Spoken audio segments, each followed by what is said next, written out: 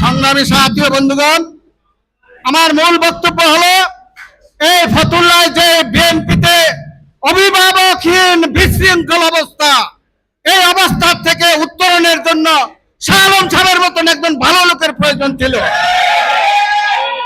শাহ আলম সাহেব অত্যন্ত সৎ লোক, দানবীর লোক, এবং শাহ আলম সাহেব সম্বন্ধে বলার মতো কিছু নেই।